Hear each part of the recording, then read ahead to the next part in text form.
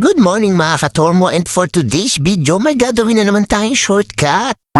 Bago nga pala ako magsimula sa gagawin ko yung shortcut, gusto ko lang kayo paalalahanan na mag-ingat kayo dyan. Yan lang naman yung magpapakilig sa iyong itlog tuwing umaga kapag hindi mo nakita yan. At eto na nga mga katormo, ang gagawin natin shortcut ngayon ay kung nasa Commonwealth ka at kung pupunta ka ng Muñoz, Balintawa o Caloocan. At oo nga pala mga katormo, sasabihin ko na naman ulit na kapag alam mo na tong daan na to, kung gawin mo, pindutin mo yung share button tapos scroll ka na ulit para naman mapanood ng iba. Malay mo mapanood ng tropa mo na hindi pa alam to. Di nakatulong ka pa, plus points ka na naman sa kanya. At eto na nga mga katormo, medyo mag-teleport tayo dito sa may bandang Tandansora. Alam niyo ba mga katormo, nagulat ako kahapon, abay ko napansin yung kalsada dito.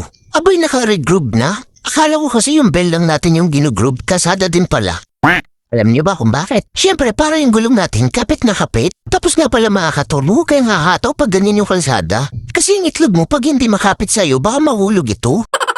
Tapos kung mapapansin mo, may mga butas-butas pa dyan. Abay, ang gawin mo, daanan mo. Testingin natin yung bearing mo.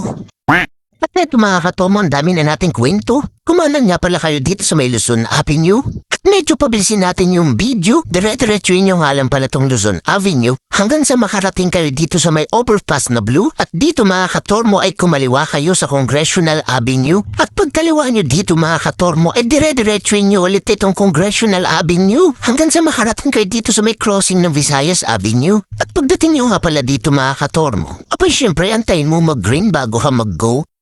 So ayan, nag-green na. At bago ka nga pala dito tumawid mga katormo, ay bibigyan ko kayo ng payo. Hindi para sa'yo, para sa itlog mo. Medyo maalog kasi ang gitna na yan, kaya ikaw ay magdahan-dahan. At dito ulit mga katormo, diretsuin mo lang to hanggang makarating ka sa crossing ng Mindanao Avenue. At eto mga katormo, nandito na tayo agad sa crossing ng Mindanao Avenue. Buti na lang, uso yung cut.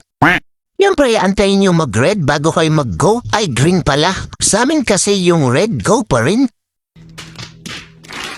At dito mga katormo, syempre dire-diretso ulit kayo. At oo nga pala mga katormo, ito yung paboritong part nila, yung mga racing dyan. Lalong-lalo na kapag maluwag dito. Abay dire-diretso talaga, walang babaan ng silinyador. Abay wag nyo laging gagawin yan. Mamaya sa iba ka dumiretso niyan. Yung may umiilaw na red and blue tapos nagwawang-wang.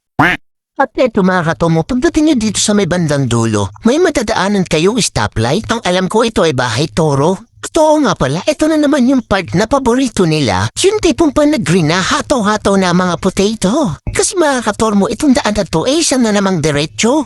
Na kung saan madidemonyo talaga ang kamay mo na humataw dito. Kaya kung ako sa'yo, pag napadaan ka dito, kalmaan mo lang yung patutoy mo. Medyo pabilisin natin yung video dito. Dito naman sa may bandang unahan may madadaanan kayong crossing. At dumiretso lang tayo hanggang sa makalapin kayo sa pinakahuling stoplight. At eto mga katormo, sumakto pa nga naka-color green. At dito mga katormo, kapag dinire-diretso mo ito ay makakalabas ka na ng EDSA. At dito na kayo pumili kung saan ba talaga kayo pupunta. Pwede kayong pumunta ng Balintawa, dyan sa may bandang unahan. At kapag dumiretso ka pa hanggang dulo ay papuntang Caloocan, pupunta ka naman ng Muñoz, ay pwede ka nang kumaliwad dito at mag-U-turn. So saan naman yung next natin mga katormo? Comment ka naman. So let's go!